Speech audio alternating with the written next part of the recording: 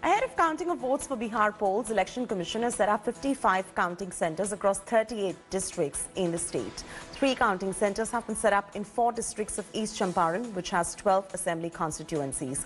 In the state capital, Patna, votes for all the 14 assembly constituencies are going to be counted at just 1 center set up at AN College. Hours after India Today My Axis poll predicted a clear majority for the Mahagathbandhan, its chief ministerial face, Tejasvi Yadav, has issued a code of conduct for the RJD candidates. Tejasvi directed his party leaders to avoid the big celebrations, post-victories, and asked his candidates to not leave counting centers before collecting their winning certificate. India Today Access My India exit poll predicted 139 to 161 for the Mahagathbandhan with 44% vote share. Exit poll predicts less than 100 seats for the NDA alliance that is led by Nitish Kumar. According to the projections, the NDA is expected to get 69 to 91 seats. Bihar has witnessed a change in trends with young and fiery Tejasvi Yadav's direct attack on Nitish government. RJD's chief ministerial face Tejasvi Yadav challenged Chief Minister Nitish Kumar over key issues including jobs, education and development. India Today's exit poll predicted a majority for Tejasvi Yadav. Here's a special report.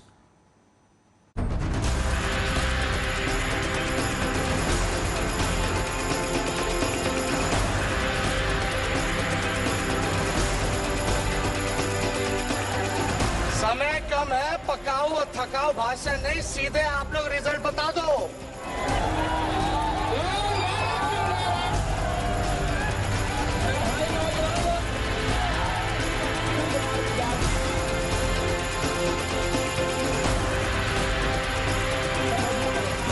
From exuding confidence to connecting with the electorate and vigorously challenging the Nitish government.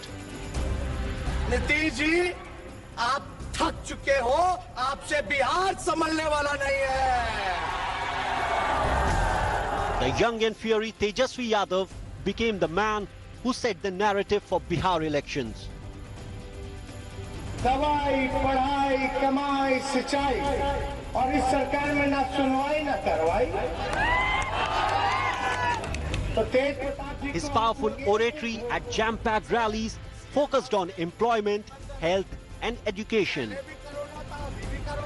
Cabinet meeting में पहला मंत्रिमंडल की बैठक में मेरा पहला कलम चलेगा तो एक साथ देश के इतिहास में पहली बार 10 लाख नौजवानों को सरकारी नौकरी।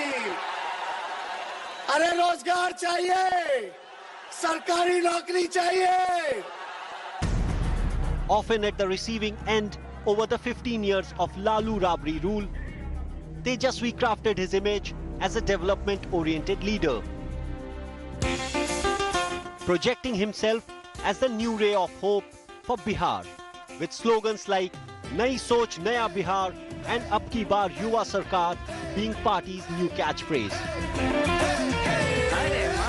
बिहार जेकर माथा में सजेला, जनहित के खातिर जे पल पल जिएला, जनता के हक की लड़ाई लड़ेला, जन सेवा वाला राह जे चलेला, भैया तेजस्वी हमार हमनी के प्यारा लगेलन। From dubbing the NDA a failed double-engine Sarkar to terming Nitish Kumar a tired man, Tejasvi had been relentless.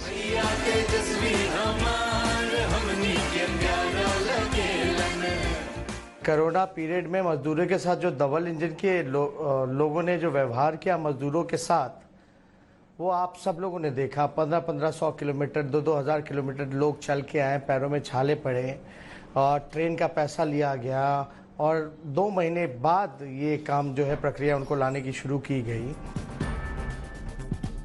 Bihar election is being viewed as a make or mar opportunity for Tejasvi Yadav. As per our exit polls, there seems to be a perceptible shift favoring Tejasvi.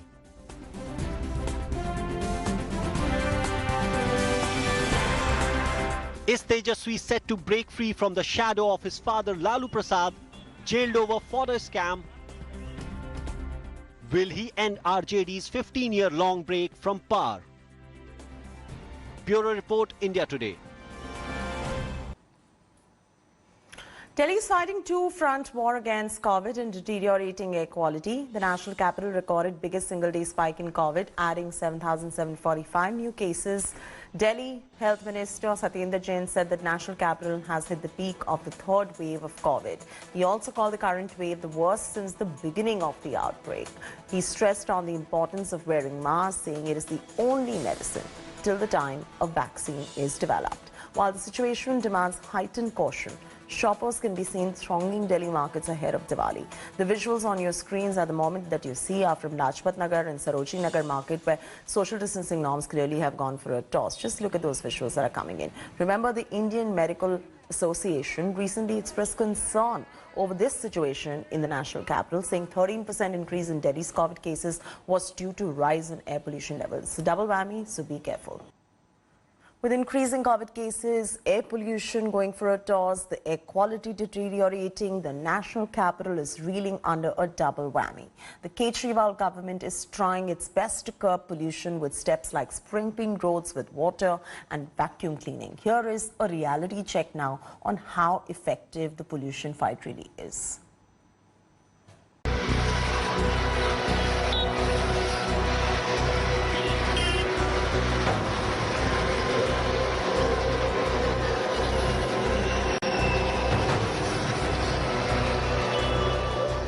The national capital is reeling under its biggest challenge.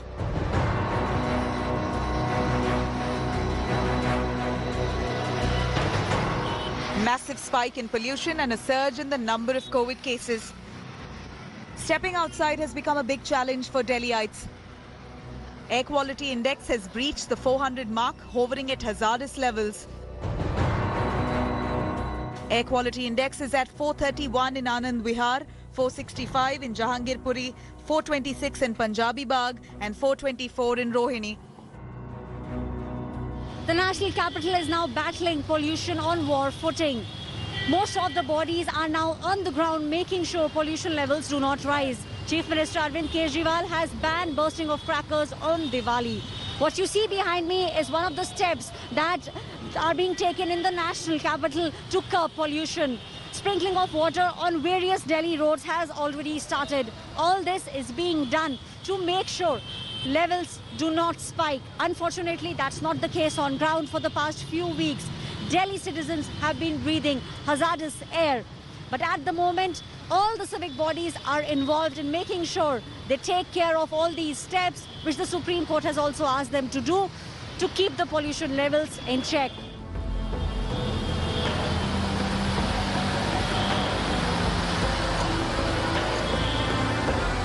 Kejriwal government has taken multiple steps to reduce pollution, but how effective are these measures? If sprinkling of water has failed to curb pollution,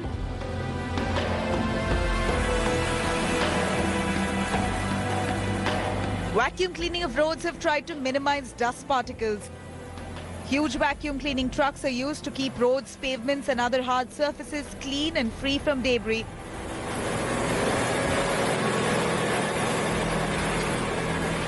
But the shooting air pollution levels have shown not much signs of abating. However, the capital remains hopeful. The Supreme Court has made its stand on pollution very clear. They have now asked all the agencies to work towards one direction, which is to curb the pollution level in the national capital region. The Delhi government and the MCDs are now working on that one goal. Mechanical sweeping of roads has already started. Water sprinkling is now taking place twice a day. The idea is to curb the pollution levels. Chief Minister Arvind Kejriwal is maintaining his government is doing everything in its power to make sure pollution levels remain within acceptable categories. This is Aishwarya Paliwal reporting for India Today with camera person Sanjeev Kumar. The Narcotics Control Bureau has expanded its probe in Bollywood drug-ring case, deepening its grip on the drug nexus. The probe agency has summoned Bollywood's top producer Feroz Nadiadwala today after arresting his wife Shabana Saeed yesterday. The Narcotics Bureau team has raided the Ace filmmaker's Mumbai residence and seized grams of ganja. NCB grilled Shabana for over 4 hours. before arresting her last evening and will produce her in the Esplanade Court today, seeking her remand. The filmmaker continues to remain absconding and was not present at his home during the raid. That's what the sources have revealed for now. Nadiadwala's name has come up during the interrogation of the other detained suspects. The NCB has nabbed 4 more accused linked to this case. We will officially issue a press release in some time, but Mrs. Nadiadwala has been arrested. Sir, what's her name, sir? What's her name? We will issue a press release, official press release. You all will get a release and you will know what the... And after no head-to-head 7-corps commander level talks in Ladakh, India and China seem to be moving close to a breakthrough over disengagement along the LAC. The modalities and direction are to be finalized in the next few days. The two sides issued a joint statement after the 8th round of the talks that took place in Trishul. Both India and China agreed to implement consensus to ensure frontline troops to exercise restraint. The two sides have also agreed to maintain dialogue and communication via military and diplomatic channels. They've also agreed to have another meeting very soon. And a change of guards at the White House and the Oval Office is likely to work in India's favor. From trade ties to H-1B visa issues, a new equation is likely to bloom in every sector. Here's a report on what Biden's victory really means for India. I sought this office to restore the soul of America, to rebuild the backbone of this nation, and to make America respected around the world again. White House gets a new occupant. Joe Biden as president would be a mixed bag for India. Unlike Republicans, Democrats have had a softer approach on trade tariffs and deals. Possibly, India and the United States would rewrite the trading terms, which may act in India's favor. Modi-Trump trade deal that was long awaited could not be worked out, but with Joe Biden in office, it seems like the negotiations could be easier and it could very well be advantage India. Democrats also tend to take subtle stands on visa issues. Biden's victory could help India in resolving H-1B visa and green card issues prevalent due to Trump's tough stance against immigrants. According to a policy document issued by Biden campaign, American citizenship will be granted to over 5 lakh undocumented immigrants from India. I think that there's always some good things to be done by also dialing down the pressure on immigration, which I think would happen to some extent under a Biden administration. H-1B visas are important not only for people-to-people ties, but also for the commercial relationship. They're vital for India's vibrant IT services industry, which really is the strongest supporter of a better U.S.-India relationship, I think, among any group in India. Biden has also vowed to sign the Paris Climate Accord, which would mean developed economies take greater onus for acting against global warming. We need a president who respects science, who understands that the damage from climate change is already here. Unless we take urgent action, it will soon be more catastrophic. Biden could reinitiate the Iran nuke accord, which would ease sanctions and help India take up stalled projects like Chabahar port. India, however, may face tough questions on Kashmir. The Vice President candidate Kamala Harris has been critical of the Indian government's handling of the valley.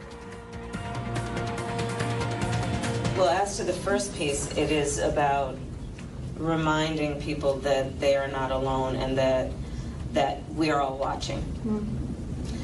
Because so often when we see human rights abuses, whether they be in this country or around the world, the abuser will convince those that they abuse that nobody cares. India-US ties is a continuum. Foreign policy is important to India as it is to the United States, but there might be a lot of niggling issues which could be ironed out when Biden assumes office. Bureau Report, India Today.